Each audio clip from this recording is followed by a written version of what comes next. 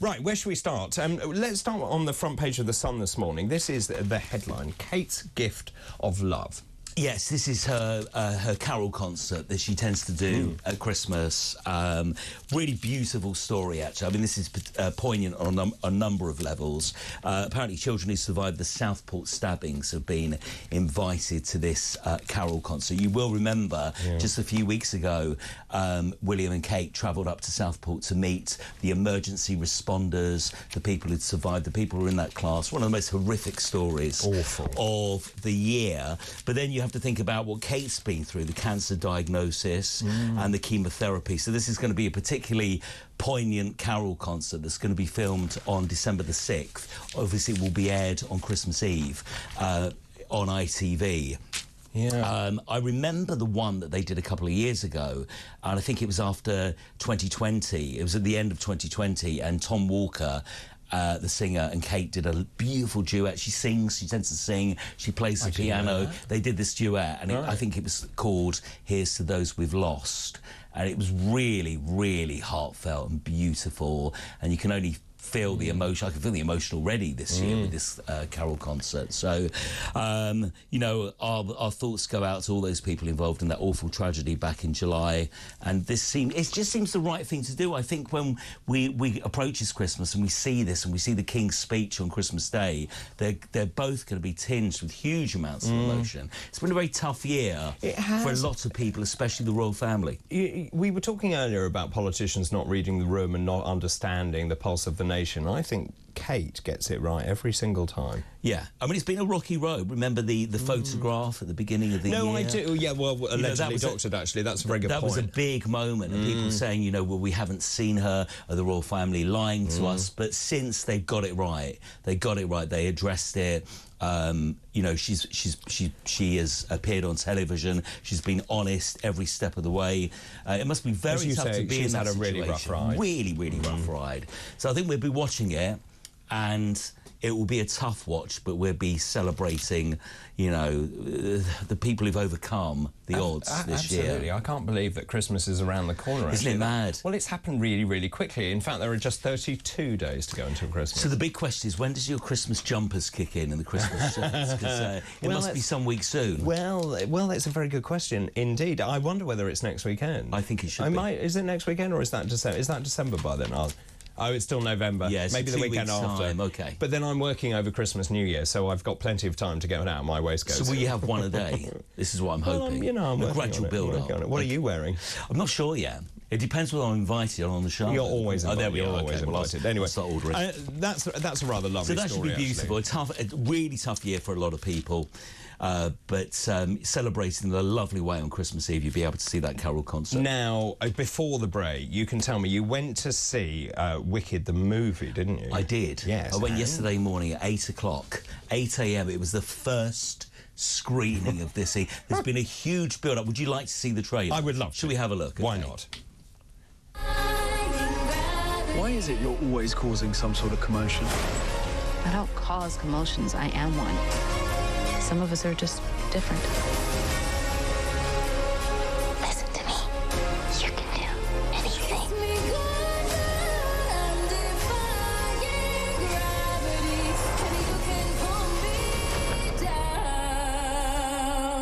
So just remind us, if you can, what the story is based. What is the story of Wicked? The story, it's kind of like what happened after The Wizard of Oz. Yes. I know lots of people have seen Wicked the musical. I have. This is that story played out in the cinema, but this is only part one, and it's 2 hours, 40 minutes. So I hated Wicked the musical. Interesting. Is that bad to say? I didn't get on with it because I didn't get it when I saw the musical. I didn't get it, and I didn't like the music, and there was only one song I knew. Okay. Defying Gravity. Defying Gravity, yes. And that is right at the end of this movie. Look, the movie is a spectacle. The scenes are incredible. The Ariana Grande lines are so funny, and it's sassy, and there were people of all ages loving it. The thing is... At 8 o'clock in the morning. At 8 o'clock in the morning, there was a queue outside the cinema. It was the very first showing. There were two camps of people. There were people who love the musical, who've been many, many times, who think this is the best thing thing in the world ever.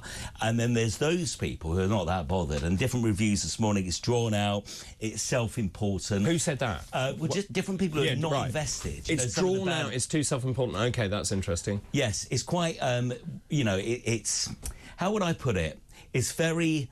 It's a bit finger-waggy, you know, this is what you should be thinking and stuff like that. Is it? But I loved it. I loved it. If you go in and you think, I'm going to treat this as a kind of a Disney movie and I want to be entertained, it's great. Some great facts about it. They all sang live, apparently, in this movie. So the movie studios were actually recording studios as well. They wanted the actors to sing live doing the songs to best portray the songs, to make the songs really come alive. Also, that green makeup took 45 minutes to remove every single time. This is worse than you after your show. That's about 50 minutes with me. Amazing. And just in terms of production values? Oh, it's incredible. It's really incredible. Every time you kind of blink, there's a new set, there's new... I mean, the amount of time and money. It's a real blockbuster. So you said this is part one. At the end of that part, did you feel like you wanted more? At the end of the part, I thought, I'm done. And then it said to be continued. I thought, oh my God, there's another 2 hours, 40 minutes to wait. Is there? But there might be more than one. Well, there might be more than one. Yeah. So this could be like, you know, Mission Impossible or whatever. And so is that on general release now? So it's everywhere. Right. And if you try and go today, I was checking out some of the big cinemas, you know, your Cineworlds and stuff. Yes. They're putting it on every 20 minutes on all the different cinemas.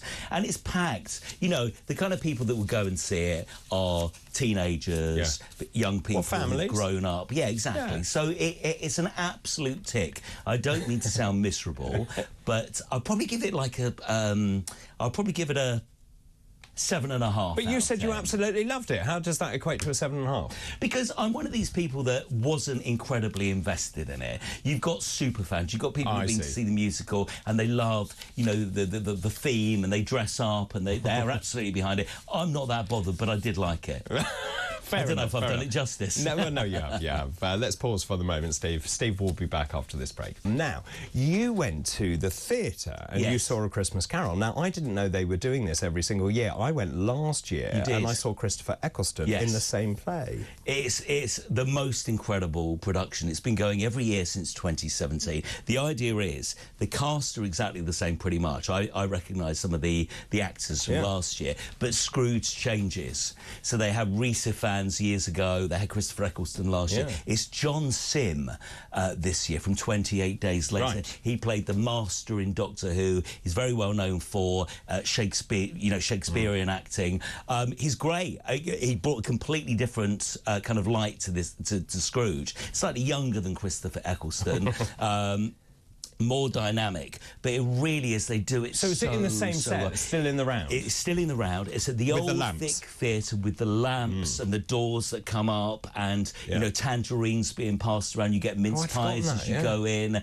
The old Vic Theatre was actually built 6 years after Charles Dickens was born. So there's like, and he mentioned the old Vic in some of his works, in Dickens' work. So it's particularly poignant to see it in the heart of London, and it's just such a great start. Well, I think last year, and I may have made this up, but I think it was snowing when we went to see it. It was kind of like, it was very wintry when we went to see it over Christmas. And of course, I don't want to spoil too much, but it does snow inside. It does. As well. It does. There's some, look, it's a beautiful production, and there were people in tears, and there were people laughing, and at the end, everyone was like, it was such a joyous couple of hours. If you can get a ticket, you're a legend. Can you get a ticket? Well, literally, yesterday afternoon, I went, and we got the 2 seats that were left. So did you go? How do you get these last-minute tickets? Do you tend to go to the box just office? Did it like everybody else did online. I went with Tom Clayton, who was on earlier. Oh, did you? Doing your sporting. I wasn't review. invited. But we had to sit. You were prepping. But we had to sit.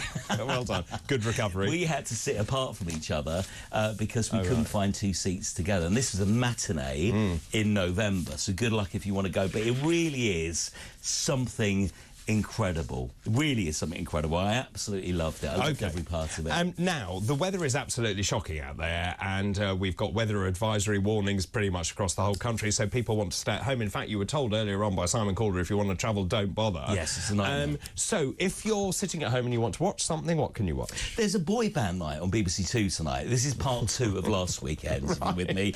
This takes you through Blue and Westlife and Take That getting back together. So where we were at with boy bands have always been part of the charts. of our, you know, the top 40 of our growing up experience, some better than others. Do you have a favourite boy band? I suppose Take That was probably up there because it had more of an impact for me. It's always how old you are and the bands that were big at the time. I think Take That for me and Boyzone were the Boyzone, you know, I would think. I'm just trying to think back. Before that, it was Bros. It was New Kids on the Block. Bros, of course, were very powerful, and of course their fame and notoriety spread around the world, I think, pretty much. Absolutely massive, absolutely. And they had amazing hairdos. They had amazing and a lot of hairspray. And the Grolsch bottle tops on the DM boots. Do you remember that? I do remember They that. just managed to absolutely conquer. So when was that? I Owe You Nothing was about 1983, I would think. 88. Was it? Was it that late? Yeah, so the album came out, Push album came out in 87.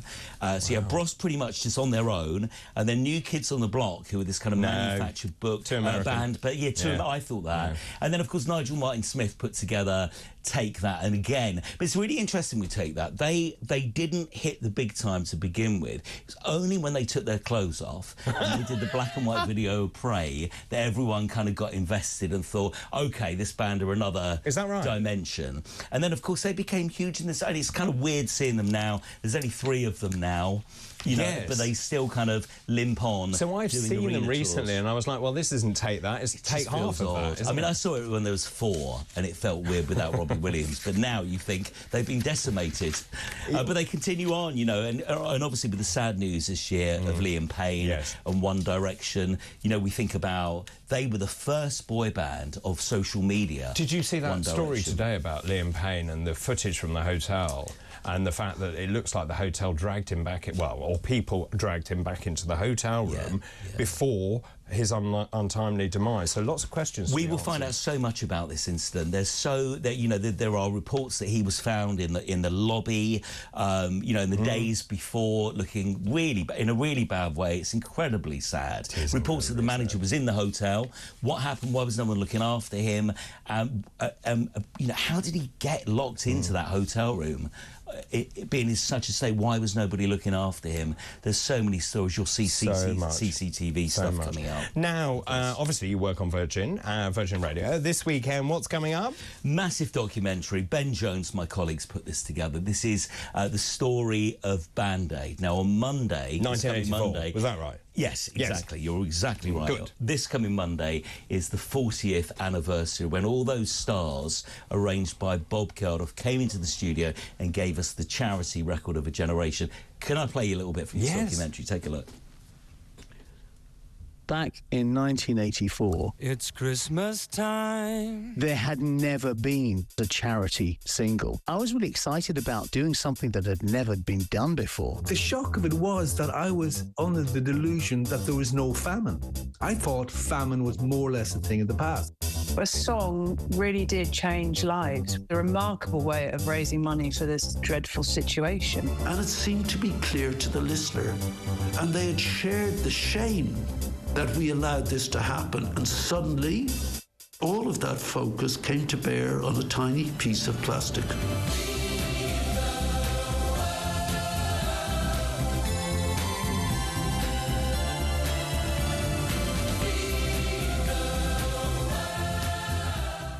It feels like yesterday. Doesn't it? Yeah. You'll hear some amazing stories. Can I tell you about a couple? Yeah. So Michael Burke did this this really heartbreaking kind of news footage from Ethiopia, the famine. When he found out that Bob Geldof was going to put together this charity single, he didn't like it. He didn't like the idea. He said, you know, you're making something showbiz out of a really heartbreaking, you know, he just didn't get it. Bob Geldof, on the other hand, was a real kind of, you know, it was his idea. The way he got all these massive bands and artists together is to kind of pitch them against each other. So he'd go to, like, you know, Wham and say, oh, but Boy George is doing it, and just basically lied to everybody to get everybody through. There's great stories about how people didn't nearly make it. Boy George had to come in. Boy George was the final person to come in at 6 p.m. on the evening. He flew in from New York. He said, I can't do it. I've got a sore throat, but I had a bottle of brandy on the plane and miraculously recovered. And it's gone on to be the charity song. Remember, without Band-Aid, we would never have had We Are the World, which is America's version. No one liked that. I liked it. Yeah, there's a great documentary on that on Netflix.